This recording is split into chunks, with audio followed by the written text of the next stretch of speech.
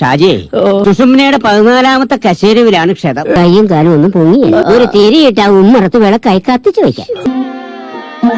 ഷാജിയേട്ടാ, ചേട്ടൻ എന്നോട് ക്ഷമിക്കണം. ഇതിപ്പോ 3 മാസമില്ലേ, എനിക്ക് ഒരു പ്രതീക്ഷയില്ല. പൊന്നപ്പൻ ചേട്ടനെ എന്നെ ശപിക്കരുത്. പൊന്നപ്പൻ ചേട്ടൻ എന്നെ പൊന്നു പോലെ നോക്കും. വാ പൊന്നപ്പൻ ചേട്ടാ.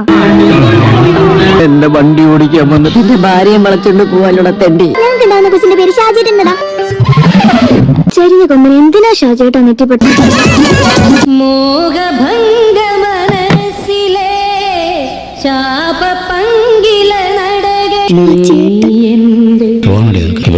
വടക്ക് രണ്ടും എന്റെ, തെക്ക് രണ്ടും പൊന്നപ്പൻ. എന്റെ നടുവൊന്ന് വെട്ടിയായിരുന്നു. പൊന്നപ്പനെ ഇട്ടിട്ട് പോയി. ഭർത്താവിന്റെ അമ്മയുടെ പേരുമായിട്ട് എന്റെ ജീവിതത്തിലേക്ക് കടന്നു വന്നിട്ട് യുവദാസിന്റെ അമ്മയുടെ പണിയാണ് എന്നോട് കാണിച്ചു. ഷാജിയേട്ടാ പോരുന്നു എന്റെ കൂടെ. അടുത്ത ജംഗ്ഷന് വിടാം, അവിടെ ആകുമ്പോ കുറച്ചുകൂടി കച്ചവടം കിട്ടും.